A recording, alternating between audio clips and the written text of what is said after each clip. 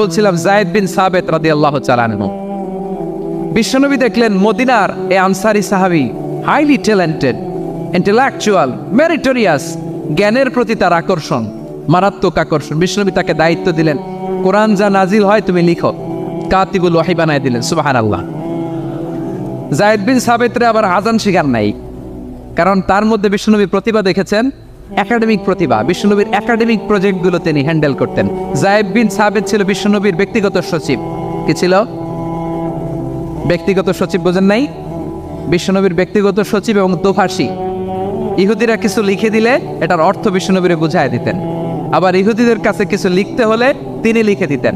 বিশ্বনবী একদিন বললেন, ইন্নী ওয়াল্লাহি মা আমানু ইয়াহুদা আলা কিতাব। ইহুদিরা যে চিঠি পাঠায় অর্থ তো বুঝি না, আরেক ইহুদি আইনে অর্থ করা লাগে। আবার ইহুদিদের কাছে কিছু লিখে পাঠাইতে চাইলে আমরা তো লিখতে পারি না, ইহুদিরে দিয়ে লেখা লাগে। ওরা যে পয়রা শোনায় লিখে দেয়, আমি ওদের বিশ্বাস করি না। আমার নিজের একজন লোক দরকার। বিশ্বনবী এই যায়েদ বিন সাবিতকে চুজ করলেন ল্যাঙ্গুয়েজের জন্য। উনি বললেন, যায়েদ, তোমার সফট স্কিলকে ডেভেলপ করতে হবে, তুমি হিব্রু ল্যাঙ্গুয়েজ শিখে ফেলো। যায়েদ বিন সাবিত বলল, বিশ্বনবীর মোটিভেশন আর ইন্সপিরেশন পেয়ে আমি 15 দিনে ইহুদিদের এই হিব্রু ল্যাঙ্গুয়েজ শিখে ফেললাম। শুধু শিখে ফেললাম না, হাত্তা হাদিকতু, even I became master in the language. এই ভাষা আমি পারদর্শী হয়ে গেলাম। এরপরে ইহুদিরা চিঠি লিখে পাঠালে আর কোনো ইহুদি ডাকা লাগতো না, আমি নবীর এটার অর্থ শুনে পরে বুঝাই দিতাম। আবার ইহুদিদের কাছে চিঠি লেখা লাগলে আমি যায়েদ বিন সাবিত চিঠি লিখে দিতাম। সুবহানাল্লাহ। দেখেন, এত সাহাবীর মধ্য থেকে বিশ্বনবীর একাডেমিক প্রজেক্ট, ব্যক্তিগত সচিব, দোভাষী হিসেবে তিনি যায়েদ বিন সাবিতের মতো তরুণকে নির্বাচিত করেছেন। কেমন ট্যালেন্ট হান্টার ছিল আমার নবী। সুবহানাল্লাহ পড়বেন না? বিশ্বনবীর ইন্তেকালের পরে সাইয়েদনা আবু বকর রাদিয়াল্লাহু তাআলা আনহু যখন খলিফা হয়ে আসলেন, কোরআনকে সংকলনের দায়িত্ব দেয়া লাগবে, কোন সাহাবীকে দিবেন? সব সাহাবারা মিলে পরামর্শ করলেন। সাইয়েদনা আবু বকর, ওমর সবাই মিলে এই বিশাল কোরআন সংকলনের গুরু দায়িত্ব বিশ্বনবীর ব্যক্তিগত সচিব, বিশ্বনবীর দোভাষী, বিশ্বনবীর সিলেক্ট করাই লোক যায়েদ ইবনে সাবিত রাদিয়াল্লাহু তাআলা আনহুকে দিয়েছে। কোরআনের কপি তো আজকে এখানে রাখে নাই। এই যে আজকের যে কোরআন পড়েন, এটা আগে এরকম ছিল না। কোরআন নাজিল হলে সাহাবারা ওটের চামড়ায় লিখে ফেলতো, ওটের চ্যাপ্টা হাড্ডির মধ্যে লিখে ফেলতো, গাছের গুড়ির মধ্যে লিখে ফেলতো। বিভিন্ন জনের কাছে ছড়ানো ছিটানো ছিল। আবু বকর রাদিয়াল্লাহু তাআলা আনহু একসাথে করলেন, পরবর্তীতে উসমান রাদিয়াল্লাহু তাআলা আনহু একসাথে করলেন। 114 সূরার এখন এই মুসহাফ, এই কম্পাইলেশন, এই কপি আমরা পেয়েছি, যার হিউজ কন্ট্রিবিউশন ছিল। এই পুরো কোরআন কম্পাইলেশনের প্রজেক্ট ম্যানেজার ছিল যায়েদ বিন সাবিত রাদিয়াল্লাহু তাআলা। কোরআন কম্পাইলেশনের প্রজেক্ট ম্যানেজার। দেখেন, ওনারে মাথায় হাত দিয়ে আজান শিখায় নাই। সুবহানাল্লাহ কইবেন না? তাহলে প্রথম সাহাবী আবু মাহজুরাকে মুয়াজ্জিন বানাইলেন, যায়েদ বিন সাবিতকে ব্যক্তিগত সচিব আর দোভাষী বানালেন, মুসআব ইবনে উমাইর রাদিয়াল্লাহু তাআলা আনহুকে ইসলামের প্রথম অ্যাম্বাসেডর বানালেন। তাহলে তৃতীয় নম্বর একজন সাহাবীর নাম বলছি, মুসআব ইবনে উমাইর। মুসআব কি নাম? নামটা কেমন লাগে? এই কয়েকজনের ভাল লাগে, বাকিদের ভাল লাগে না? ভাল লাগে? এই এই আর কয়েকটা মিনিট দেওয়া যাবে না আমাকে আল্লাহর রাস্তে? হ্যাঁ, ঠিক আছে। আমি তোমাদেরকে ভালোবাসা দেখাবো, দোয়া করবো যদি চুপ থাকো, একেবারে চুপ, কষ্ট সহ্য করো। বাকিরে যা সওয়াব পাবে তোমরা ডবল পাবা, যেহেতু কষ্ট বেশি, কিন্তু চুপ। 3 নম্বর সাহাবীর নাম মুসআব। এই ধাক্কাধাক্কি কেন? ধাক্কাধাক্কি কেন রে ভাই? না না না, এরকম হইলে আসবো না যশোর, আমি আর আসবো না। হয় পিছনে চলে যাও, তাহলে চুপ, ধাক্কাধাক্কি নাই। 3 নম্বর সাহাবীর নাম মুসআব। কি নাম? He was the first ambassador in Islam. ইসলামের প্রথম ডিপ্লোম্যাট, প্রথম কূটনৈতিক, ইসলামের প্রথম কূটনৈতিক, ইসলামের প্রথম ডিপ্লোম্যাট, প্রথম অ্যাম্বাসেডর মুসআব ইবনে উমাইর। মক্কার তরুণ যুবক, উনি পারফিউম লাগাইলে মানুষ দেখলেই বুঝতো এটা মুসআব লাগাইছে। এমন ড্যাশিং ফেসের ছিল, এমন স্মার্ট ড্যাশিং ফেস, এমন পার্সোনালিটির মানুষ ছিল মুসআব রাদিয়াল্লাহু তাআলা। কারণ যিনি ইসলামের স্পোকম্যান হবেন, মুখপাত্র হবেন, তার স্মার্ট হওয়ার দরকার আছে না নাই? আকাবার প্রথম শপথ যখন হলো, তাদের সাথে বিষ্ণু ঈসা ইসলাম মদিনাতে একজন মুখপাত্র পাঠালেন, ডিপ্লোম্যাটকে পাঠালেন, অ্যাম্বাসেডর অফ ইসলাম। তিনি হচ্ছেন মুসআব ইবনে উমাইর। পড়েন সুবহানাল্লাহ। বিশ্বনবী দেখলেন সে অনেক স্মার্ট, তার ডেডিকেশন আছে, সিনসিয়ারিটি আছে, এবং মদিনায় যে আউস খাজরাজ গোত্রের নেতাদের সাথে ডিল করতে হবে, ইহুদিদের সাথে ডিল করতে হবে, ওখানে একজন পাক্কা জানু খেলোয়াড়ের দরকার আছে না নাই? মুসআব ইবনে উমাইর রাদিয়াল্লাহু তাআলা আনহু, ওনাকে বিষ্ণু ঈসা ইসলাম চুজ করলেন। এবং বিষ্ণু ঈসা ইসলামের এই চুজিংটা, এই সিলেকশনটা এত সুন্দর ছিল, তিনি মদিনাতে যে বিশ্বনবী আসার আগেই মদিনার জমিনকে তিনি উর্বর করে ফেলছেন। প্রতিটা ঘরে ঘরে কালিমার দাওয়াত তিনি পৌঁছায় দিচ্ছেন।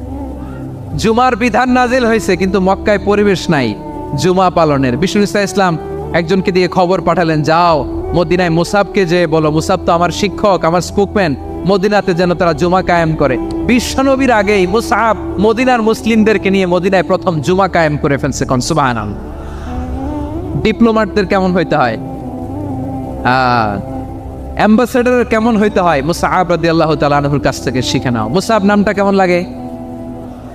যশোর যাদের সন্তান হবে, ছেলে সন্তান, আমার রাস্তায় পাইলি সবাই জিজ্ঞেস করে, হুজুর একটা নাম দেন, আমার ছেলে হবে। যশোরবাসীর জন্য আমি একটা নাম দিয়ে দিলাম, নাম রাখতে হবে মুসআব। কি নাম? নামটা যাদের ভাল লাগে, ছেলে সন্তান অনাগত আসবে, মনে চাইলে নাম রেখে দিবেন মুসআব রাদিয়াল্লাহু তাআলা আনহুর নামে মুসআব।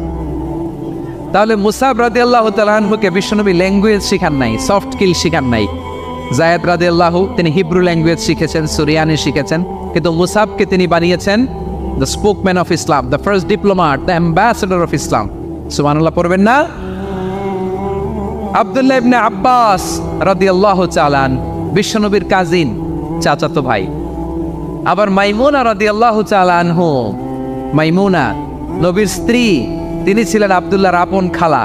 তো নবীর বউ যদি ওনার খালা হয়, নবী তার কি বুঝে নাই, নবী তার কি খালু। তাহলে সম্পর্ক অনেক গভীর, কাজিন আবার খালু। ছোট্ট মানুষ, তাই রাতে মাঝে মাঝে ঘরে থাকতো। বিশ্বনবী দেখলেন আব্দুল্লাহ যেহেতু আমার ঘরে ঢুকতে পারে, আব্দুল্লাহরে এই উম্মতের বড় শিক্ষাবিদ বানাইতে হবে। কথা বোঝে নাই? আব্দুল্লাহকে কি বানাইতে হবে? শিক্ষাবিদ, এডুকেটর অফ দিস উম্মাহ, এই উম্মার শিক্ষাবিদ বানাইতে হবে।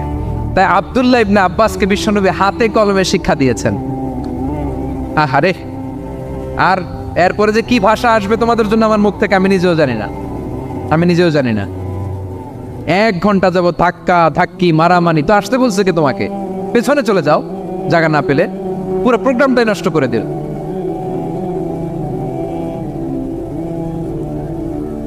জি, আমার দিকে তাকান, আমি শেষ করে দিচ্ছি। হবে না, ইন্টেলেকচুয়াল আলোচনা এখানে হবে না, আমি বুঝতে পারছি, আমি শেষ করে দিচ্ছি। আব্দুল্লাহ ইবনে আব্বাস রাদিয়াল্লাহু তাআলা আনহু, মনোযোগ দিয়ে কয়েকটা মিনিট শুনুন, আমি এখনই শেষ করে দিচ্ছি। এরপর আওয়াজ করবে, এই যে এগুলো কি আমি বুঝলাম না। আমি বললাম না সব করা যাবে, বসে যাও, শুয়ে যাও, চলে যাও, আওয়াজ করা যাবে না।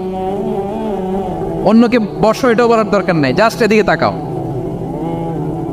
আল্লাহ। আব্দুল্লাহ ইবনে আব্বাস রাদিয়াল্লাহু তাআলা আনহু, ওনাকে বিশ্বনবী হাতে কলমে শিক্ষা দিয়েছেন, যেহেতু উম্মতের শিক্ষাবিদ হবেন, এডুকেটর হবেন। তো বিশ্বনবী রাতে যখন তাহাজ্জুদ পড়তেন, ছোট্ট আব্দুল্লাহ ঘরে থাকতো। বুঝতে পেরেছেন? ছোট্ট মানুষ তো ঘরে থাকতো। তো বিশ্বনবী তাহাজ্জুদের জন্য একবার দাঁড়িয়েছেন, ছোট্ট আব্দুল্লাহ ওযু করে দাঁড়াইছে। আচ্ছা বলেন তো, ইমাম আর মুসল্লি মোট যদি 2 জন হয়, একজন ইমাম একজন মুসল্লি, তো মুসল্লি ইমামের কোন দিকে দাঁড়াবে? ডানে দাঁড়াবে। ছোট্ট আব্দুল্লাহ বুঝে নাই, বিশ্বনবী তাহাজ্জুদ শুরু করেছেন, উনি ইক্তেদা করছেন আর দাঁড়াইছেন বায়ে। কোথায় দাঁড়িয়েছেন? আব্দুল্লাহ বলেন, যখন আমি বায়ে দাঁড়ালাম, আখাযা রাসূলুল্লাহ সাল্লাল্লাহু আলাইহি ওয়াসাল্লাম উযুনি আল ইউমনা ইয়াফতিলুহা, বিশ্বনবী নামাজরত অবস্থায় আমার কান ধরে টেনে আমার ডান দিকে এনে দাঁড় করায় দিলেন। পড়েন সুবহানাল্লাহ। দেখেন, হাতে কলমে শিক্ষা। আর জীবনে ভুলাবে? কথা কয় না, আর ভুলাবে? আর ভুল হবে না। এভাবে বিশ্বনবীর অনেক সঙ্গ পেয়েছেন, সফর করেছেন, একই বাহনে বসেছেন, এক বাহনে বসে লম্বা নাসিহত করেছেন, বলেছেন ইয়া গোলাম ইহফাদিল্লাহ ইয়াহফাজকা ইহফাদিল্লাহ তাজিদহু তুজাহাক ইযা সাআলতা ফাসআলিল্লাহ ওয়া ইযা ইসতাআনতা ফাসতাইন বিল্লাহ। আল্লাহর বিধান মানো, আল্লাহর বিধান রক্ষা করো, আল্লাহ তোমায় রক্ষা করবে। আব্দুল্লাহ, চাইতে হলে আল্লাহর কাছে চাও, সাহায্য চাইতে হলে আল্লাহর কাছে সাহায্য চাও। মনে রেখো, গোটা বিশ্বের সবাই যদি তোমার সাহায্য করতে চায় ততটুকুই করতে পারবে যতটুকু আল্লাহ তোমার নসিবে রেখেছে। গোটা বিশ্ব যদি তোমার বিরুদ্ধে ষড়যন্ত্রে দাঁড়িয়ে যায়, ক্ষতি ততটুকু করতে পারবে যতটুকু তোমার জন্য বরাদ্দ আছে, এর বাইরে কিছু করতে পারবে না। আওয়াজ করে বলেন ঠিক কিনা? এভাবে হাতে কলমে শিখিয়েছেন, বিশ্বনবীর সঙ্গ পেয়েছেন। ওনাকে বিশ্বনবী সাল্লাল্লাহু আলাইহি ওয়াসাল্লাম শিক্ষাবিদ, এডুকেটেড অফ দিস উম্মাহ হিসেবে সিলেক্ট করেছেন, হাতে কলমে শিখিয়েছেন। বিশ্বনবী একবার প্রকৃতির ডাকে সাড়া দিয়ে এসেছেন, এখন কি করতে হবে? নামাজের জন্য ওযু করতে হবে। বিশ্বনবী এসেই দেখেন ওযুর বদনায় পানি ভরা, খুশি হয়ে গেলেন, বললেন কে রেখেছে পানি?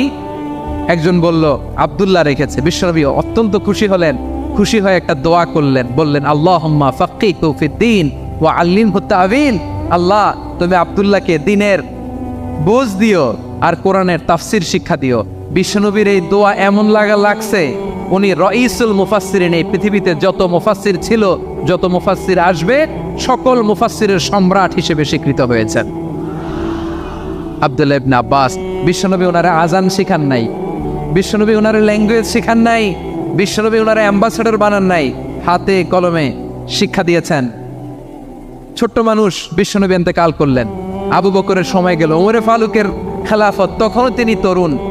ওমরে ফারুক রাদিয়াল্লাহু তাআলা আনহু ওনার ক্যাবিনেট মিনিস্ট্রির বৈঠকে এ আব্দুল্লাহ ইবনে আব্বাসকে পাশ দিয়ে বসায় রাখতেন। বয়স্ক সাহাবারা এটা পছন্দ করতো না, তারা বলতো ঘটনা কি, আব্দুল্লাহর মতো ছেলে নাতি আমাদের আছে, এরা কেন রাখে ওমরে ফারুক? ওমরে ফারুক এটা টের পেলেন, তিনি বুঝতে পারলেন যে ক্যাবিনেট মেম্বাররা এটা পছন্দ করে না, ছোট্ট আব্দুল্লাহরা কেন রাখি, কেন যে রাখি এটা একদিন বুঝাবো। একদিন মিটিংয়ে তিনি সবাইকে বললেন ইযা জাআ নাসরুল্লাহি ওয়াল ফাত। এই আয়াত দ্বারা উদ্দেশ্য কি বলেন তো মুরব্বী সাহাবীরা? এক সাহাবী বলেন এই সূরা দ্বারা উদ্দেশ্য, আল্লাহ বলেছেন আমাদেরকে বিভিন্ন ল্যান্ড, বিভিন্ন এলাকা বিজয় করতে হবে। ওমরে ফারুক বললেন না, হয়নি। আরেকজন বললেন বিজয় হওয়ার পর আমাদের বেশি বেশি আল্লাহর বরত্বের ঘোষণা দিতে হবে, এটা উদ্দেশ্য।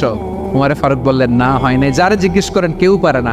সব শেষে বিশ্বনবী ছোট্ট আব্দুল্লাহরে বলেন আব্দুল্লাহ ইদা জাআ নাসরুল্লাহি ওয়াল ফাত, এর দ্বারা উদ্দেশ্য কি বলো তো? ছোট্ট আব্দুল্লাহ বলেন হুয়া আজালু রাসূলিল্লাহ। এই আয়াত দ্বারা বিশ্বনবীর বিদায়কে উদ্দেশ্য নেওয়া হয়েছে। ওমরে ফারুক বললেন হাযা হুয়া, এটাই তো সঠিক উত্তর, এটাই সঠিক তাফসীর এই আয়াতের। কারণ ইদা জাআ নাসরুল্লাহি ওয়াল ফাত, যখন আল্লাহর সাহায্য আর বিজয় আসবে, ওয়া রাআইতান নাসা ইয়াদখুলুনা ফি দীনিল্লাহি আফওয়াজা, আপনি দেখবেন দলে দলে ঢলে ঢলে বানের পানির মতো মানুষ ইসলামের দিকে ঢুকতেছে, ইসলামের বিজয় হয়েছে। তো ইসলামের বিজয়ের মিশন নিয়ে নবী আসছে, বিজয়ী যখন হয়ে গেছে এখন তো নবীর বিদায় হবে। জোরে বলেন ঠিক কিনা? কোন সাহাবী সূক্ষ্ম কথাটা ধরতে পারে নাই, ওই আব্দুল্লাহ ছাড়া। আব্দুল্লাহ যখন উত্তর দিছে সব সাহাবীদের টনক নড়েছে। এরপর থেকে কোনো ক্যাবিনেট মিটিং এ আর কোনো সাহাবারা কোনো প্রশ্ন করে নাই, আওয়াজ করে পড়েন সুবহানাল্লাহ।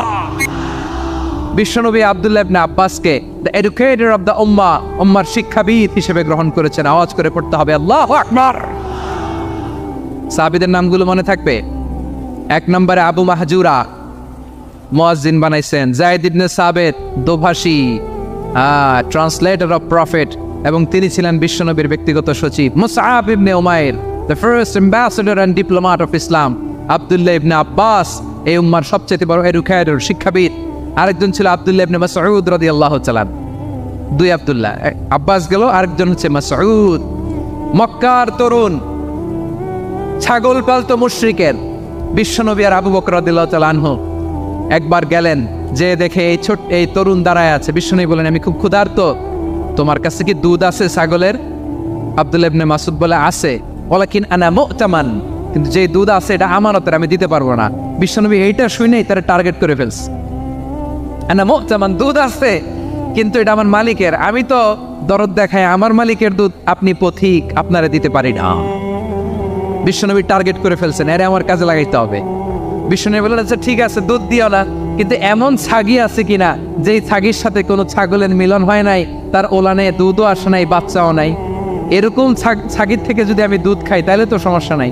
বলতেছে এরকম ছাগির থেকে দুধ খাইলে সমস্যা নাই, কারণ এরকম ছাগির ওলান থেকে দুধ আসবেও না।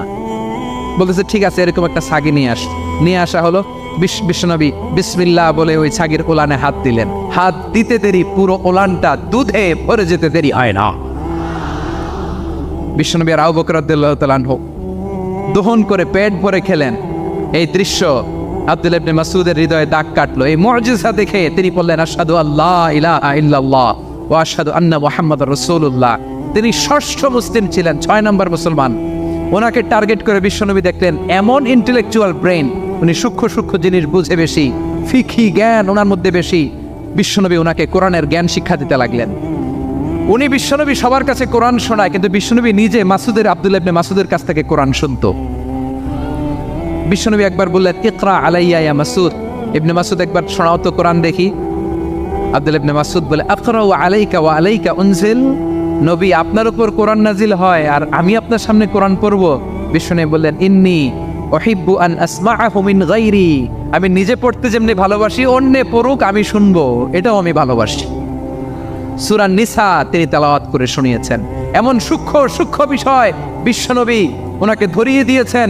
উনি হয়ে গিয়েছেন আব্দুল্লাহ ইবনে আব্বাস, হয়েছেন রাইসুল মুফাসসিরিন, ওই হয়ে গিয়েছেন ফাকিহুল উম্মাহ। ওনার চেয়ে এই পৃথিবী আর দেখবে না। চিল্লায় বলেন সুবহানাল্লাহ।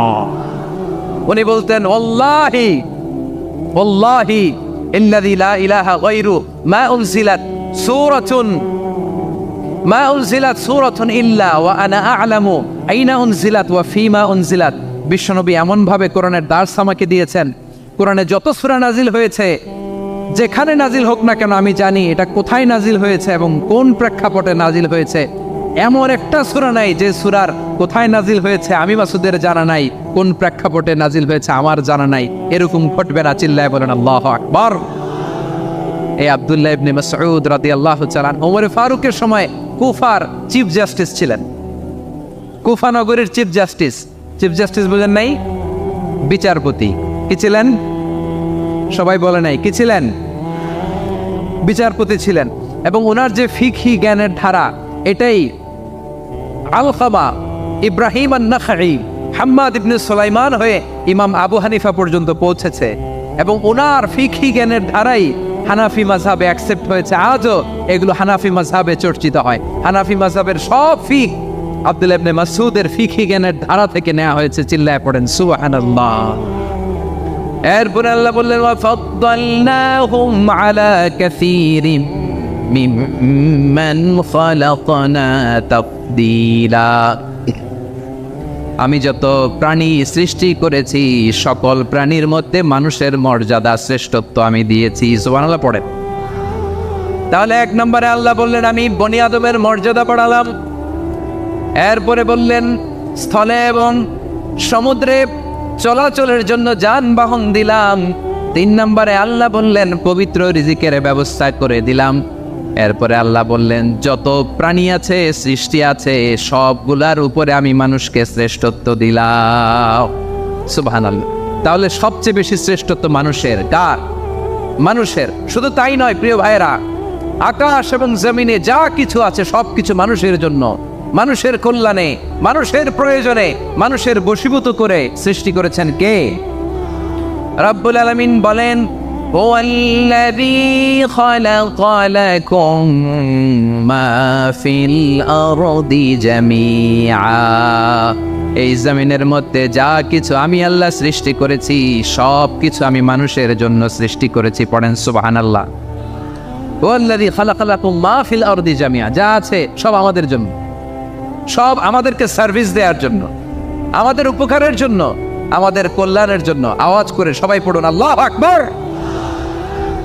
অন্য আয়াতে আল্লাহ বললেন ওয়াসাখখারা লাকুম মা ফিস সামাওয়াতি ওয়া মা ফিল আরদি জামিআন মিন ইন্না ফি যালিকা লাআয়াতিন লিকাউমি ইয়াতাফাক্কারুন।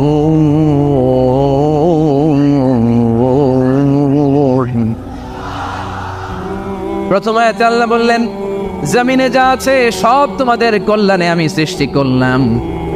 এরপরে আল্লাহ বললেন, আকাশেও যা আছে সব তোমাদের জন্য সৃষ্টি করলাম, তোমাদের অনুগত বানায় দিলাম। পড়েন সুবহানাল্লাহ। মানুষের কি ব্রেইন দেখেন, মানুষ জমিন ছেড়ে আকাশে চলে যায়। পাখি দেখে মানুষের শখ হলো, পাখি যেহেতু উঠতে পারে আমরাও পারবো। অরবিল রাইট, উইলবার রাইট, দুই ভাই মিলে আঁকাঝোঁকা করতে করতে করতে করতে প্লেন বানায় ফেললো। কারণ সুবহানাল্লাহ। এখন পাখিও ওরে, আমরাও ওরি। এরপরেই মানুষের কৌতূহল থামে না এখানে, মানুষ চলে গিয়েছে চাঁদে। কোথায় গেছে? এখন কিন্তু চাঁদে জমি বিক্রি হয়, জানেন? পৃথিবী নিয়ে মারামারি শেষ, রাশিয়া আমেরিকা এখন ধরছে চাঁদ আর মঙ্গল গ্রহ। এখন চাঁদে জমি বিক্রি হয়, মঙ্গলে জমি বিক্রি হয়। এই চাঁদ, মঙ্গল, বৃহস্পতি, শনি সব আল্লাহ তাআলা আমাদের জন্য বানিয়েছেন। সুবহানাল্লাহ পড়েন। মানুষ সাগরের উপরে চড়ে, শূন্যে ভেসে বেড়ায়, পাহাড় কেটে সুড়ঙ্গ বানায়, টানেল বানায়। মানুষ ব্রডব্যান্ডের লাইন নিয়ে যায় সাগরের ভেতর দিয়ে, এক দেশ থেকে আরেক দেশে, এক মহাদেশ থেকে আরেক মহাদেশে। সুবহানাল্লাহ পড়েন। তার মানে গোটা বিশ্বের সব কিছুর উপরে control, superiority over all creatures, সব কিছুর উপর কন্ট্রোল, মনিটরিং, নিয়ন্ত্রণ, এটা প্রতিষ্ঠা করে দিয়েছে কে? এজন্যই মানুষের শ্রেষ্ঠত্ব। ওয়ালাকাদ কাররামনা বানি আদম, আমি বনি আদমের সম্মান বাড়িয়েছি, মর্যাদা আমি বাড়িয়ে দিয়েছি এই কারণে, কারণ মানুষ সব কিছুর উপর নিয়ন্ত্রণ নিতে পারে। মানুষকে নিয়েই কোরআনের সব আলোচনা, মানুষকে নিয়েই কোরআনের সব। তাই কোরআনের কেন্দ্রীয় আলোচ্য বিষয় হচ্ছে মানুষ। কোরআনের কেন্দ্রীয় আলোচ্য বিষয় কি? যশোরের ভাইয়েরা বুঝে থাকলে সবাই বলবেন, কোরআনের কেন্দ্রীয় আলোচ্য বিষয় কি? এই যে আমি মূল আলোচনায় যাচ্ছি এখন। কেন মানুষ কোরআনের কেন্দ্রীয় আলোচ্য বিষয়? এই যে ভাইয়েরা, এই যে হাত জোর করে, এই যে Jessore Gen Z, the smart people of Jessore, হাত জোর করে বলতেছে, হাত জোর করে তোদের কাছে আল্লাহর দোহাই লাগে, স্টপ স্টপ। শুরুতে একবার বলেছে, জায়গা না হলে আস্তে আস্তে ধাক্কা দিবা, সামনে না পিছনে, দিয়ে দিয়ে বেরোয় চলে যাও। এলইডিতে দেখো, এই যে এই যে আল্লাহর ওয়াস্তে জায়গা না হলে ওদিকে যাও। কোরআনের মাহফিলে বিশৃঙ্খলা, এটা কাফিরদের আলামত। কাফিররা শীষ দিত, শীষ। বিশ্বনবী কোরআনের তাফসির করলে কাফিররা শীষ দিত আর ক্ল্যাপিং করত, হুইসেল অ্যান্ড ক্ল্যাপিং। তো আমরা কি এখানে বিশৃঙ্খলা করতে আসছি? তো বারবার থামানো লাগে কেন? কোনো আওয়াজ হবে না, বললাম তো, স্টপ। আওয়াজ করে বলুন, কোরআনের কেন্দ্রীয় আলোচ্য বিষয় কি? সবাই বলেননি। এতগুলো মানুষ উত্তর দিলে এতটুকু আওয়াজ হয়, অন্তত আমি বিশ্বাস করি না। যশোর, আওয়াজ করে বলো, কোরআনের কেন্দ্রীয় আলোচ্য বিষয় কি? মানুষ। এই মানুষ কোরআনের কেন্দ্রীয় আলোচ্য বিষয়। মানুষকে আল্লাহ স্বাধীনতা দিয়েছেন। ফামান শাআ ফালিউমিন ওয়া মান শাআ ফালিয়াকফুর। চাইলে মুমিন হতে পারো, চাইলে কাফের হতে পারো, তোমার ইচ্ছা। তবে জেনে রাখো, মুমিন হলে পাবা জান্নাত, কাফির হলে পাবা জাহান্নাম। নাও দ্য ডিসিশন ইজ ইয়ার্স। সিদ্ধান্ত তোমার, জান্নাতে যাবা না জাহান্নামে যাবা। যশোরের ভাইয়ের আওয়াজ করে বলুন, কই যেতে চান, জান্নাতে না জাহান্নামে? ডান দিকে না বাম দিকে? ডানপন্থী না বামপন্থী? চিল্লা চিল্লি না চুপচাপ? চুপচাপ করে আবার চিল্লাচিল্লি শুরু করেছে। মাশাআল্লাহ। তাহলে কোরআনের কেন্দ্রীয় আলোচ্য বিষয় মানুষ। আমার সাথে থাকতে হবে, তোমাদেরকে নিয়ে আমি আলোচনা শেষ পর্যন্ত যাব। অনেক গুরুত্বপূর্ণ কথা বাকি আছে, আমাকে সহযোগিতা করতে হবে। মাশাআল্লাহ, এই তো ঠান্ডা হয়েছে। হ্যাঁ, ঠিক আছে ঠিক আছে ঠিক আছে। মানুষকে আল্লাহ এত স্বাধীনতা দিয়েছেন, মানুষ চাইলে অনেক ভালো হইতে পারে। ভালোর রাস্তাও খোলা, খারাপ হওয়ার রাস্তাও খোলা। ভালো হইলে মানুষ অনেক ভালো, খারাপ হইলে অনেক খারাপ। ভালো হইলে সবচেয়ে ভালো, খারাপ হইলে সবচেয়ে খারাপ।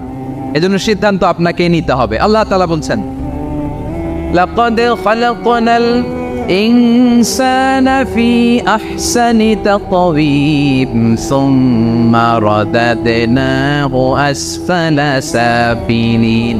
আমি মানুষকে অনেক সুন্দর অবয়বে, সুন্দর আকৃতিতে সৃষ্টি করেছি। তার শুধু চেহারার ডিজাইনটাই সুন্দর নয়, তার ব্রেনটা বড্ড সুন্দর, তার মানসিকতা বড্ড সুন্দর, তার সৃজনশীলতা বড্ড সুন্দর। পড়েন সুবহানাল্লাহ।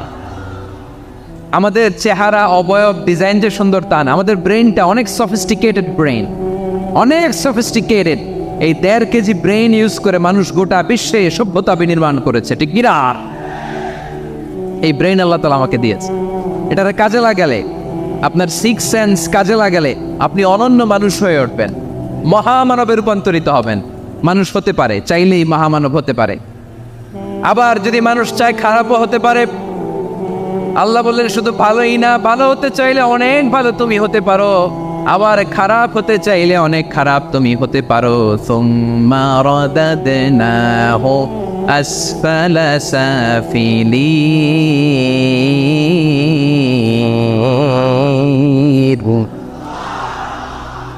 খারাপ হলে একেবারে খারাপ হতে পারো, নিকৃষ্ট হলে একেবারে নিকৃষ্ট হতে পারো, ভালো হলেও ভালো হতে পারো। গণ সুবহানাল্লাহ। এবার আওয়াজ করে বলুন, ভালো হতে চাই না খারাপ? শ্রেষ্ঠ না নিকৃষ্ট? মানুষ ভালো হলে মানুষ ফেরেশতার চেয়েও ভালো, মানুষ খারাপ হলে সে পশুর চেয়েও খারাপ। কথা ঠিক কিনা বলেন? ভালো হলে ফেরেশতার চেয়েও ভালো, খারাপ হলে পশুর চেয়েও নিকৃষ্ট। তার মানে শ্রেষ্ঠত্বে মানুষ, শ্রেষ্ঠত্বে ফেরেশতাকে হার মানায়, আর অধপতনে শ্রেষ্ঠত্বে ফেরেশতাকে ছাড়িয়ে যায়, আর অধপতনে পশুকেও হার মানায়। আই রিপিট, আমি আবারও বলছি, মানুষ শ্রেষ্ঠত্বে ফেরেশতাকে ছাড়িয়ে যায়, আর অধপতনে সে পশুকেও হার মানায়। আওয়াজ করে বলতে হবে, ঠিক কি না? এটার প্রমাণ কি? মানুষ শ্রেষ্ঠ হইলে যে ফেরেশতার চেয়েও সেরা, তার প্রমাণ কি? আল্লাহ তাআলা বলছেন, ওয়া ইয কুলনা লিল মালাইকাতি ইসজুদু লি আদম ফাসাজাদু ইল্লা ইবলিস আবা ওয়াস্তাকবারা ওয়া কানা মিনাল কাফিরিন। আল্লাহ বলেন, স্মরণ করো সে সময়ের কথা যখন আমি ফেরেশতাদেরকে বললাম, ও ফেরেশতারা আদমকে সেজদা দাও। সব ফেরেশতারা সম্মান সূচক সেজদা আদমকে দিল, তারা আদমের জন্য সেজদায় লুটিয়ে পড়লো, একজন ছাড়া, তার নাম ইবলিস। আওয়াজ করে বলেন, তার নাম কি? সে অহংকার প্রদর্শন করলো, সে কাফের হয়ে গেল, বাকি সব ফেরেশতারা সেজদা দিল। সুবহানাল্লাহ। আবার আদম আলাইহিস সালামকে আল্লাহ জিজ্ঞেস করলেন, সব বলে দিল উত্তর, কিন্তু ফেরেশতাদেরকে একই প্রশ্ন জিজ্ঞেস করলেন, তারা উত্তর করতে পারে নাই। তার মানে এর মধ্য দিয়ে প্রমাণিত হয়, মানুষ ভালো হলে ফেরেশতার চেয়েও ভালো, ফেরেশতার চেয়েও মানুষের মর্যাদা বাড়িয়ে দিয়েছে কে? সব নূরের ফেরেশতা যখন মাটির আদমকে সেজদা দেয়, এটা ফেরেশতার চেয়েও মানুষের মর্যাদা বাড়িয়ে দিয়েছে কে? তুমি মাটির আদম প্রথম সৃষ্টি করিয়া ঘোষণা করিয়া দিলে শ্রেষ্ঠ বলিয়া, তাই তো নূরের ফেরেশতা করে আদমকে সেজদা। ঠিক কিনা বলেন? তাই তো নূরের ফেরেশতা করে আদমকে সেজদা, সবার চেয়ে সম্মান দিলে মাটির আদমকে। আল্লাহু আল্লাহু তুমি জাল্লে জালালুহু, শেষ করা তো যায় না গে তোমার গুণগান। পড়েন না? পড়েন। আল্লাহু আল্লাহু তুমি জাল্লে জালালুহু, শেষ করা তো যায় না গে তোমার গুণগান। আল্লাহু আল্লাহু আল্লাহু আকবার। আদমের মর্যাদা বেশি, মানুষের মর্যাদা বেশি, মানুষ শ্রেষ্ঠ, তার প্রমাণ নূরের ফেরেশতা মাটির আদমকে সেজদা করে। আওয়াজ করে বলেন, ঠিক কি না? তাহলে মানুষ ভালো হলে ফেরেশতার চেয়ে ভালো, আবার মানুষ যদি খারাপ হয় সে পশুর চেয়েও খারাপ, অধপতনে পশুত্বকে হার মানায়। তার প্রমাণ, তার প্রমাণ কি? তার প্রমাণ হচ্ছে যশোরের ভাইরা দেখবেন পত্রিকায় নিউজ পেপারে মাঝে মাঝে এরকম দেখা যায়, এক মানুষ আরেক মানুষকে হত্যা করে 20 টুকরা করে বস্তার ভিতরে ভরেছে। আপনারা এই নিউজ পড়েন নাই না? দেখেন নাই? দেখছেন? মানুষ মানুষকে হত্যা করে কয় টুকরা?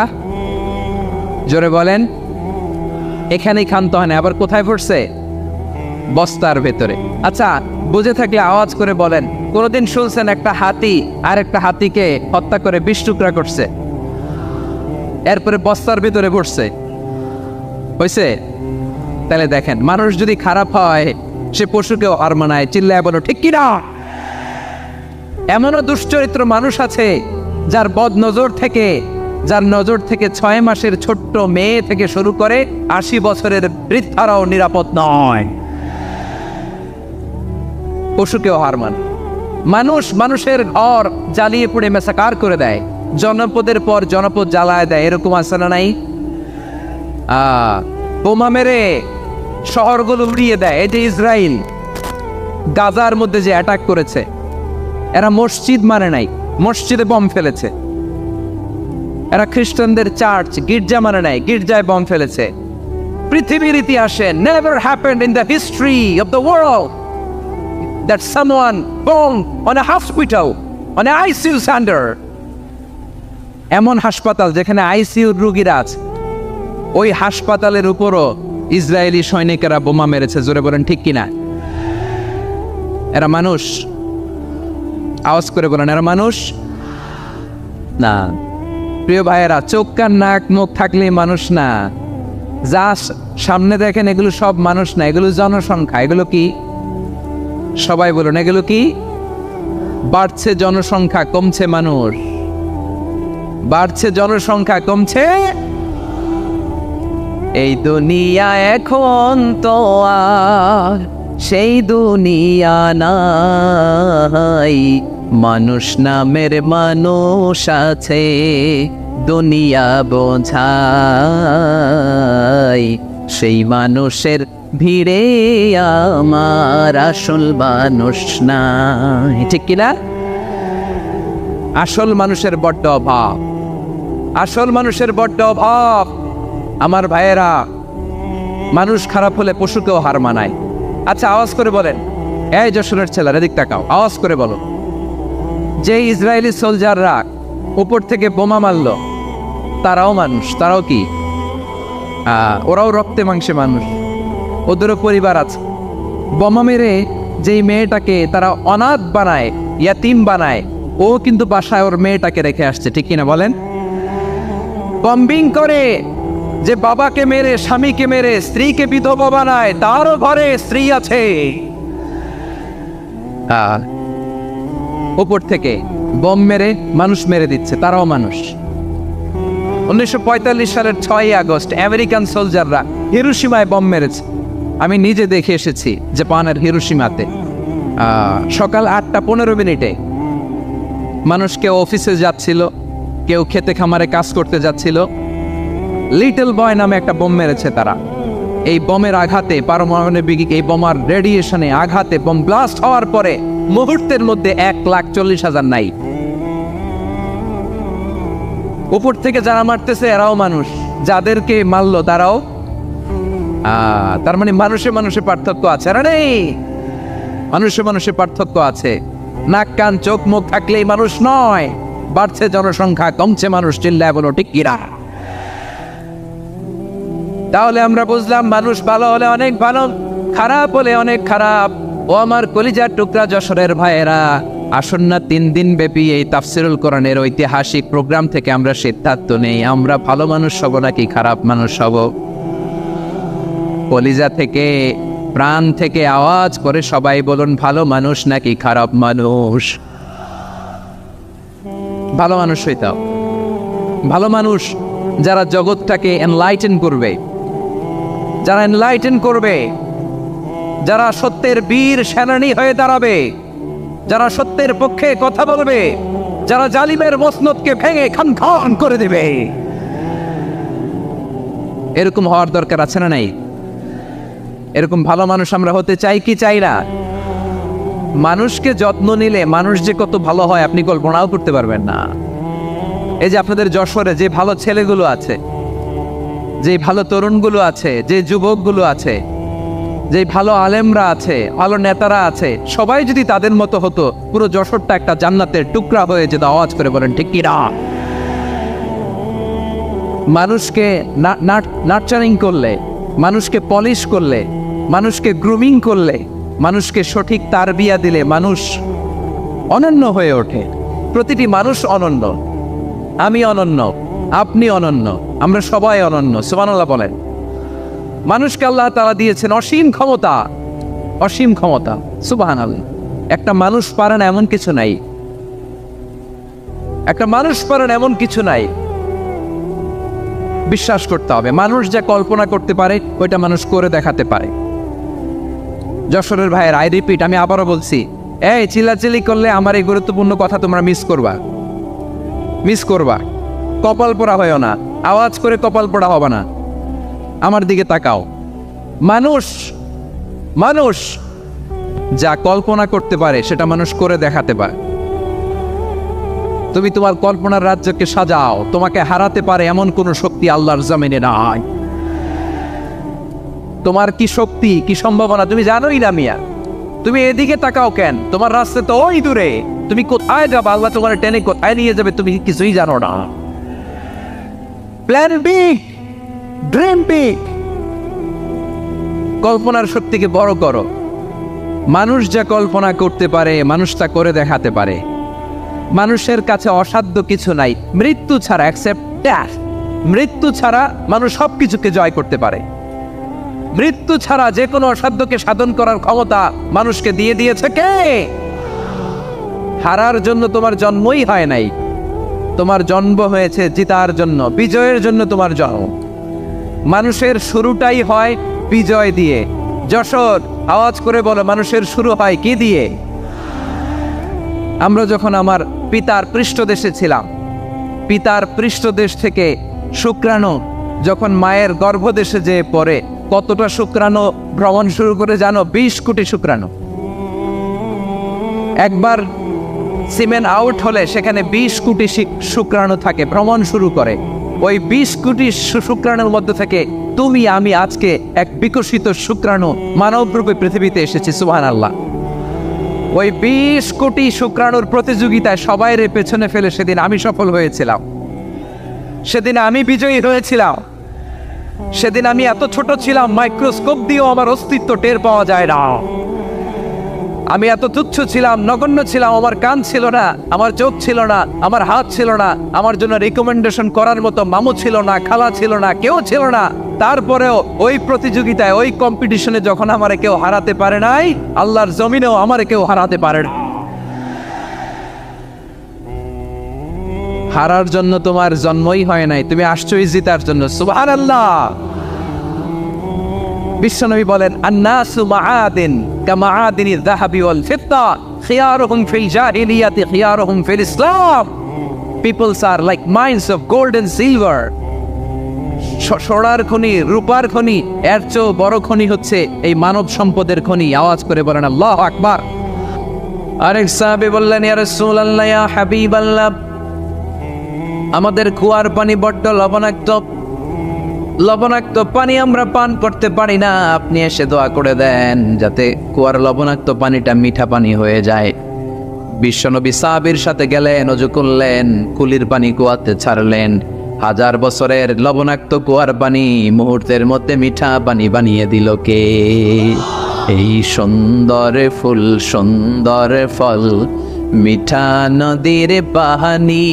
আল্লাহ তোমার মেহেরবানি, তুমি কতই দিলে রতন, ভাই বেরাদর পুত্র স্বজন, ক্ষুধা পেলে অন্ন যোগাও, মানি চাই না মানি। আল্লাহ তোমার মেহেরবানি। পড়েন, সুন্দর ফুল,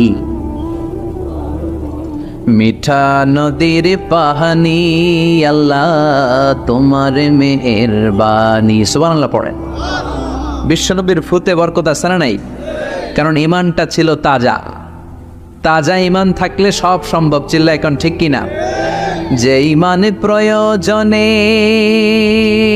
জ্বলে ওঠে না, যে ইমান সত্যনের কথা বলে না, যে ইমান প্রয়োজনে জ্বলে ওঠে না, যে ইমান সত্যনের কথা বলে না, যে ইমান বাস্তবে নাই, যে ইমান অন্তরে নাই, মুখে শুধু কথার কলি, কি করে তারে বলো ইমানে বলি?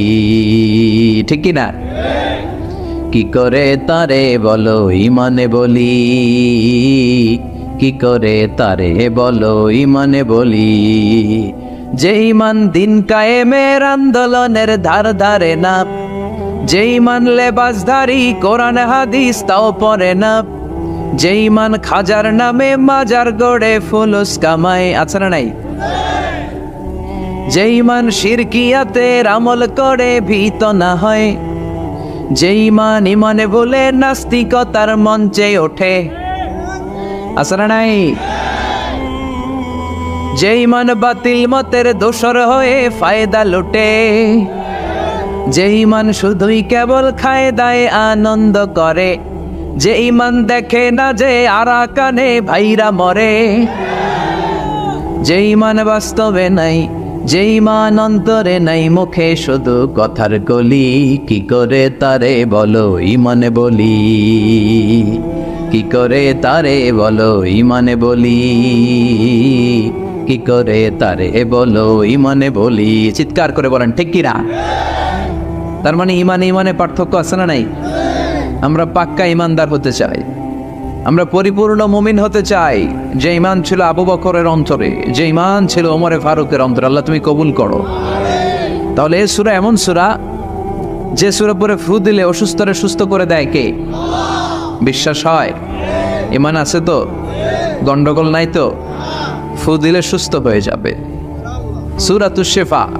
নিজেই নিজেকে রুকিয়া করবেন, তাবিজ ঝুলাবেন না। তাবিজ ঝুলাতে বিশ্বনবী নিষেধ করেছেন। যে তাবিজ ঝুলায় আল্লাহ তাআলা ওই তাবিজের উপর তাকে ন্যস্ত করে দেয় আর বলে আমার রহমত তোর থেকে তুলে নিলাম, দেখি তোরে কে বাঁচায়। এজন্য আজ থেকে তাবিজ যা আছে ছিঁড়ে ফেলবেন। আল্লাহ সহি সমঝ দান করো। তো তাবিজ যারা পড়েন ছিঁড়ে ফেলবেন আজকে। রাজি আছেন তো? ছিঁড়ে কি করবেন? সূরা ফাতিহা পড়বেন, পড়ে ঝাড়ফুঁক চলবে আজকে থেকে। ঝাড়ফুঁক করা সুন্নাহ। আর তাবিজ দেয়া হচ্ছে বিদআহ, যেটা বিশ্বনবী শেখায় নাই, সাহাবারা শিখায় নাই, ওইটাতে আমরা যাব না। ঝাড়ফুঁক করবেন। আয়াতুল কুরসি পড়লে জিনভূত আসতে পারে? কথা বলেন। সূরা ফাতিহা পড়লে আর অসুস্থতা থাকতে পারে? বিশ্বনবীর সাহাবারা একবার সফরে বেরোলেন। সফরে বেরিয়ে হঠাৎ দেখলেন মরুভূমির মাঝখানে কিছু লোক জটলা পাকিয়ে রেখেছে, একটা লোক শুয়ে আছে। আবু সাঈদ আল খুদরি ছিলেন ওই সফরের লিডার। বললেন কি হয়েছে? তারা বলল আমাদের নেতাকে সাপে কামড় দিয়েছে, আরেক বর্ণনায় বিচ্ছু কামড় দিয়েছে, বিষের ব্যথায় আমাদের নেতা মারা যাবে। তারা নানা ধরনের বৈদ্যরাজ কবিরাজদেরকে এনে মন্ত্র পড়াচ্ছিল, সবাই মন্ত্র পড়ছিল, ছু মন্তর ছু কালিকুত্তার গৌ। ছোট বাচ্চারা পড়ে, বুঝানোর জন্য বললাম, তারা হয়তো অন্য কিছু পড়ছিল। তো এই যে এগুলো পড়ে ফুদিলে কি ভালো হয়? কথা কন। আরো রোগ বাড়ে, ঠিক কিনা? বাচ্চার হাতে 2টা, গলায় 3টা, কোমরে 4টা, এগুলোর ওজনেই তো বাচ্চা অসুস্থ হয়ে যাবে। কথা বুঝতে পেরেছেন? আবার কোমরে লাগায়, এটারে কি বলে? কাইতন। কি কয়? তাগা। চাচাই বলতেছে তাগা। তাগা টাগা লাগাবেন না। সূরা ফাতিহা পড়ে আজকে থেকে ফু দিতে হবে। আমার মাইকের আওয়াজ নিশ্চয়ই শহরের অনেক দূর যাচ্ছে। মায়েরা বোনেরা শুনে রাখবেন, অসুস্থ আপনি সূরা ফাতিহা পড়ে ফু দেন। বিশ্বনবী রাতের বেলায় বিছানায় যাওয়ার আগে সকাল সন্ধ্যা 3 কুল পড়ে হাতে ফু দিতেন। এরকম 2 হাতটা একসাথে করে এখানে ফু দিয়ে মাথা থেকে শুরু করে মেসেজ করতেন পা পর্যন্ত, দেহের যতটুকু জায়গা যায়। সূরাতুল ইখলাস, সূরাতুল ফালাক, সূরাতুন নাস, এই 3টা সূরাকে একসাথে বলে কুল আস-সালাসা, মানে 3 কুল। কি বলে? এই 3 কুল পড়ে না, যায় লিটন দেওয়ানের কাছে। কই যায়? লিটন দেওয়ান কিছু করতে পারে? তারপর হাতের রেখাতে অনেকে ভাগ্য বলতে চায়, এটা ভুয়া কথা। এই হাতের রেখায় কোনো ভাগ্য থাকে না। আপনারা শুনলেই কিছু মানবেন না, আপনারা কোরআন হাদিস দিয়ে যাচাই করবেন, দলিল খুঁজবেন। কি খুঁজবেন? দলিল। 13 কাটার একটা জায়গা কুমিল্লা শহরে কিনবে, এটার দলিলটা ঠিক আছে কিনা দেখার জন্য পাগল হয়ে যায়। নিজে বুঝে না, আরেকজনের কাছে যায় যে পাক্কা বুঝে, দেখেন দলিলটা ঠিক আছে কিনা। তো 13 কাটা জায়গার দলিল ঠিক আছে কিনা পাগল হয়ে গেলেন। যেই জান্নাতের দাম গোটা দুনিয়াটারে 10,000 বার বিক্রি করলেও জান্নাতের একটা চেয়ারের দাম হবে না, ঠিক কিনা? তো ওই জান্নাত আপনি পাবেন যেই আমল করে, ওই আমলের দলিল লাগবে না? কথা বলেন।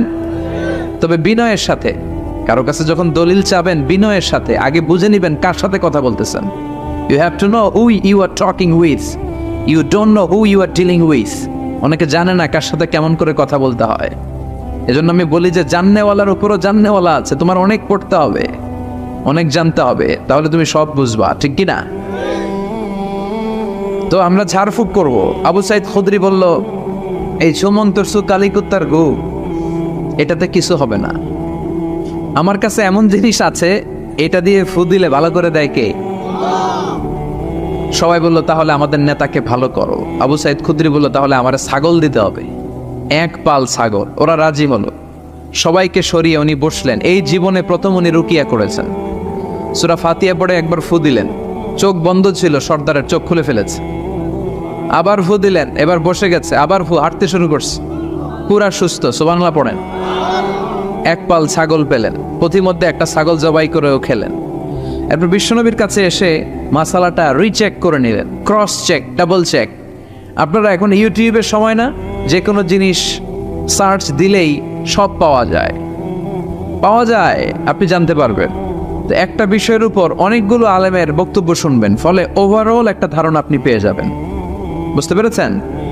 বিতিরের সালাত কয় রাকাত, অনেক মন্তব্য আছে, অনেক মতামত আছে। আপনি 5 জন স্কলারের কথা শোনেন, মোটামুটি একটা আন্দাজ পেয়ে যাবেন যে এটাই হয়তো হকের কাছাকাছি। গোড়ামি করা যাবে? ইসলামে গোড়ামি নাই। ইসলামের সৌন্দর্য হচ্ছে আত-তাইসির, simplicity is the beauty of Islam. সহজীকরণ হচ্ছে ইসলামের সৌন্দর্য। বিশ্বনবীকে যে কোনো অপশন দিলে সবচেয়ে সহজ অপশনটা নিতেন। সুবহানাল্লাহ পড়েন। বিশ্বনবীর কাছে এসে বললেন, ইয়া রাসূলুল্লাহ, সূরা ফাতিহা দিয়ে ঝাড়ফুঁক করে এক বর্ণনায় 100টা, আরেক বর্ণনায় 30টা ছাগল আমরা পেয়েছি। পথিমধ্যে একটা ছাগল জবাই করে আমরা খেয়েছি। এই যে কোরআন দিয়ে ফু দিয়ে আমরা ছাগল আনলাম, খাইলাম, এই ছাগল নেওয়াটা জায়েজ হয়েছে কিনা বলেন? মাসালা ক্রস চেক করতে আসছে, ডাবল চেক, দেখে বিশ্বনবী কি বলে। বিশ্বনবী বলেন, জায়েজ হয়েছে মানে কোরআনের দাম বাড়ায় দিয়ে আসছিস বেটা। আল্লাহু আকবার। কোরআনের দাম তোমরা বাড়িয়ে দিয়ে এসেছো। 30টা বা 100টা ছাগল যাই পাইছো তোমরা, ভাগ বটোয়ারার পরে 2-1টা থাকলে আমারও দিও।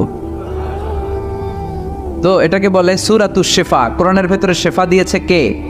ওয়ানুনাজ্জিলু মিনাল কুরআনি মা হুয়া শিফাউ ওয়া রাহমাতুল লিল মুমিনিন ওয়া লা ইয়াজিদু যালিমিনা ইল্লা খাসারা। এই কোরআনের মধ্যে আমি শিফা দিয়েছি, রহমত দিয়েছি, বরকত দিয়েছি। মুমিনদের জন্য কোরআনকে শিফা বানিয়েছে কে? সূরাতুশ শিফা মনে থাকবে? এই যে পীর সাহেব হুজুরের কাছে যে আসেন ফু দেওয়ার জন্য, যে হুজুর ফু দেন, হুজুর কি পড়ে ফু দেয় জানেন? আজকে গোবর ফাঁস করে দিয়ে যায় হুজুরের, সূরাতুল ফাতিহা পড়ে ফু দেয়। হুজুরের কাছেও আইসেন, আপনারাও ফু দিয়েন, নিজেরাও দিবেন। সবসময় যে হুজুরের কাছ থেকে নিতে হবে তা না, আব্বা আম্মার কাছ থেকে নিবেন। আব্বার কাছ থেকে নিলে এটা সবচেয়ে দামি ফু, ঠিক কিনা? 2 গ্লাসে পানি। পৃথিবীর সবগুলো পীর সাহেবরে বললাম, হুজুর এই গ্লাসে একটু ফু দেন। হুজুর আমার ফু দিয়ে দিল। আমার আব্বা, উনি আরেক গ্লাসের পানির মধ্যে ফু দিয়ে দিল। মুহূর্তের মধ্যে আমার আব্বার ফুটা কাজে লেগে যাবে। গোটা পৃথিবীর পীর সাহেব একদিকে, বাবা মার দোয়া আর ফু আরেক দিকে, ঠিক কি না? তো এই জন্য সূরাতুল ফাতিহার এক নাম হচ্ছে সূরাতুশ শিফা। কি নাম? সূরাতুশ শিফা। আবার এই সূরার আরেক নাম হচ্ছে সাবউল মাসানি, নিত্য পাঠনীয় সপ্তবাক্য। নিত্য পাঠনীয় সপ্তবাক্য, যেই সূরাটা প্রতিদিন পড়া হয়। রব্বুল আলামিন বলেন, ওয়ালাকাদ আতাইনাকা সাবআম মিনাল মাসানি ওয়াল কুরআনাল আযীম। ও নবী, আমি আপনাকে নিত্য পাঠনীয় 7টা বাক্য দান করেছি, সাথে সাথে কোরআনে আজিম দান করেছি। সুবহানাল্লাহ। নিত্য পাঠনীয় 7টা বাক্য, এমন 7টা বাক্য এই সূরাতুল ফাতিহা, যে 7টা বাক্য সব সময় পড়তে হয়। যারা প্রতিদিন নামাজ পড়ে, শুধু ফরজ নামাজ পড়ে, তার 17 বার পড়তে হয় এই সূরাটা। সুবহানাল্লাহ মাহফিলের পরে। আর যারা সুন্নাত সহ পড়ে, তাদের প্রতিদিন 32 বার এই সূরাটা পড়তে হয়। তাহলে যেই লোকটার বয়স হয়েছে 50 বছর, সে যদি নামাজি হয়ে থাকে, একটু হিসাব করেন, লোকটার বয়স কত? 50। আর লোকটা নামাজি না বেনামাজি? নামাজি লোক, বয়স 50 বছর। তাহলে এই 50 বছরে সে যে কত লক্ষবার সূরা ফাতিহা পড়ছে, ও নিজে জানে? সুবহানাল্লাহ কই? আল্লাহু আকবার। এমন সূরা যেটা প্রতিদিন পড়তে হয়। আবার বিশ্বনবী বললেন, লা তুহসা আজাইবুহু ওয়ালা তাবলা গরাইবুহু ফীহি মাসাবিহুল হুদা ওয়া মানারুল হিকমা। কোরআন এমন কিতাব, সূরাতুল ফাতিহা এমন সূরা, এই সূরার আশ্চর্যান্বিতার কোনো শেষ নাই। এই সূরা কোনোদিন পুরান হয় না। যাদের 80 বছর বয়স, কত কোটিবার আপনি সূরা ফাতিহা পড়ছেন, বুকে হাত দিয়ে বলেন তো, কখনো কি আপনার মনে হয়েছে যে প্রত্যেক দিন নামাজটা শুরু করলে এই সূরাটা দিয়ে শুরু করতে হয়? কত কোটিবার বললাম, আর ভাল লাগে না, পুরান পুরান লাগে। বুকে হাত দিয়ে বলেন, দাঁড়ান একজন, যে হুজুর আমার কাছে আর ভাল লাগে না, সূরাতুল ফাতিহা পড়তে পড়তে এটা পুরান লাগে, কালকে থেকে কুল ফল্লা দিয়ে শুরু করো। এরকম ডাকাইতে আছে কেউ?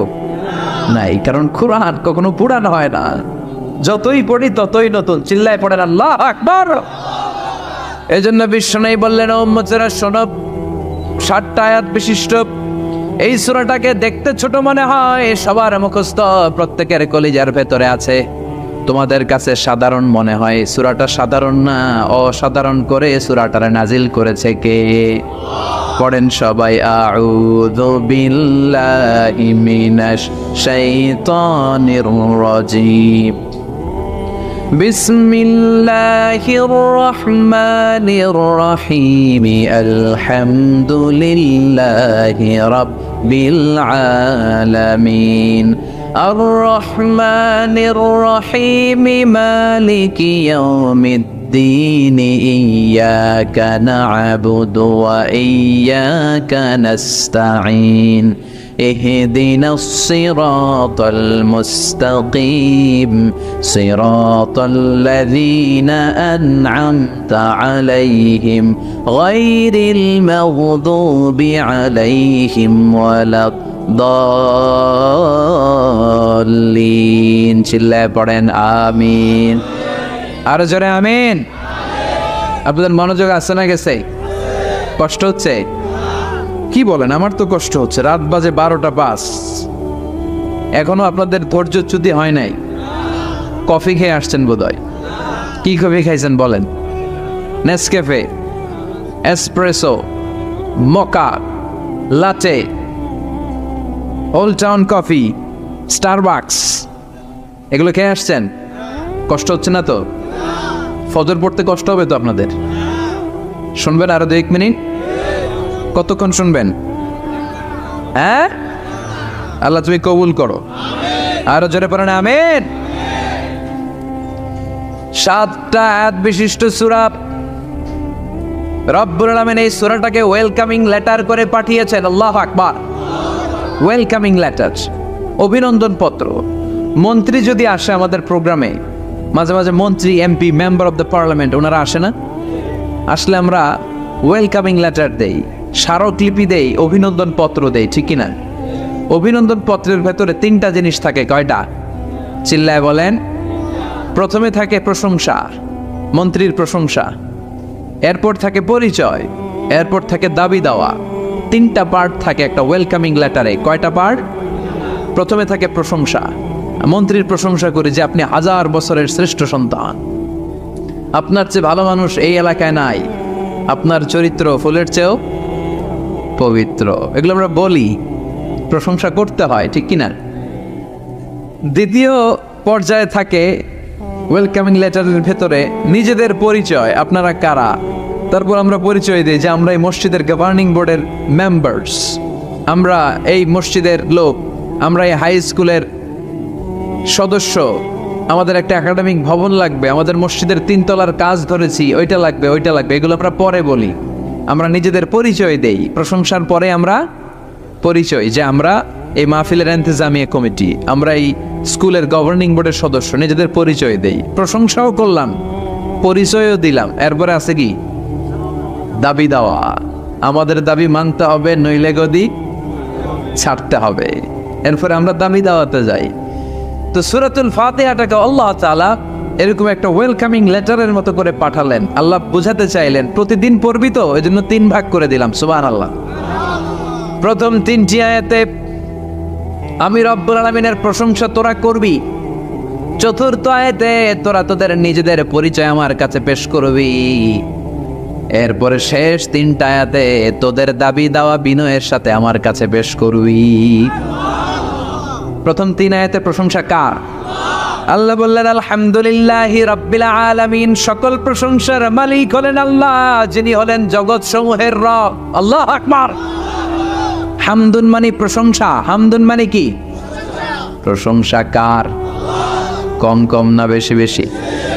বিশ্বনবী মসজিদে নববীতে ইমামতি করছেন, আল্লাহু আকবার বলে নামাজ শুরু করলেন, কেরাত পড়লেন, রুকুতে গেলেন, রুকু থেকে দাঁড়িয়ে বিশ্বনবী পড়লেন সামি আল্লাহ। পেছন থেকে সাহাবারা ছোট্ট আওয়াজে গুনগুনিয়ে পড়লেন রব্বানা রব্বানা ওয়ালাকাল হামদ। এক সাহাবী নিচ থেকে ফিসফিস করে পড়লেন হামদান কাসীরান তাইয়িবান মুবারাকান ফি। 4টা অতিরিক্ত শব্দ নিচ থেকে বানিয়ে পড়লেন। কয়টা?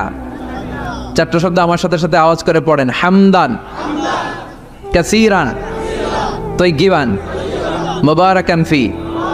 আবার পড়েন হামদান কাসীরান তাইয়িবান মুবারাকান ফি।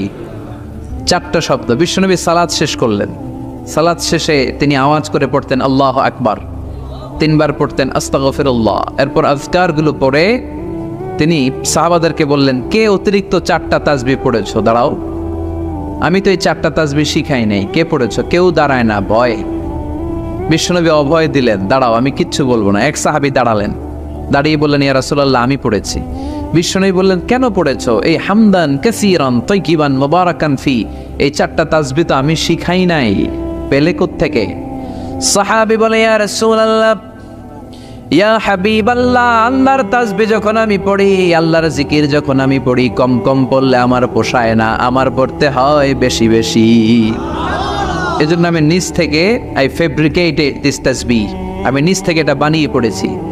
বিশ্বনবী বললেন ও সাহাবী ভয় পেও না, চিন্তা করো না, তোমরা দেখো না এই নামাজরত অবস্থায় আমি দেখেছি বিদউ ওয়া সালাসুনা মালাইকা, 30 জনেরও বেশি ফেরেশতা। তোমার এই অতিরিক্ত 4টা যে তাসবিহ সওয়াব হয়েছে, এই 4টা তাসবির সওয়াবটা 30 জনেরও বেশি ফেরেশতা কে কার আগে এই সওয়াবটা আল্লাহর আরশে পৌঁছে দিবে, এ নিয়ে ফেরেশতাদের মধ্যে আকাশে প্রতিযোগিতা চলছিল। আকাশে তারা কম্পিটিশন করছিল, কে কার আগে আল্লাহর দরবারে পৌঁছে দিবে এই প্রশংসা। এজন্য আল্লাহর প্রশংসা কম কম না বেশি বেশি? আল্লাহর প্রশংসা করে আমরা শেষ করতে পারবো? সাগরের জলকে কালি করে, গাছের পাতাকে খাতা করে, তোমার মহিমা লেখা শেষ হবে না, যদিও লিখি প্রভু জীবন ভরে। সাগরের জলকে কালি করে, গাছের পাতাকে খাতা করে, তোমার মহিমা লেখা শেষ হবে না, যদিও লিখি প্রভু জীবন ভরে। সাগরের জলকে কালি করে, সুবহানাল্লাহ পড়েন। উপমাটা খেয়াল করেছেন? মেটাফরিক, এটাকে বলে মেটাফোর, রূপক অর্থে মাজাজি ভাবে আল্লাহ বলেছেন সাগরের জল যদি কালি হয়, গাছের পাতা যদি খাতা হয়। পৃথিবীতে কয়টা গাছ আছে? পৃথিবীতে বাদ দেন, কুমিল্লাতে গাছের পরিমাণ কেমন? অনেক। তো কুমিল্লায় যদি অনেক হয়, বাংলাদেশে কেমন? বাংলাদেশেও অনেক। আচ্ছা, তো আফ্রিকার জঙ্গলের কি অবস্থা? সুবহানাল্লাহ পড়বেন না?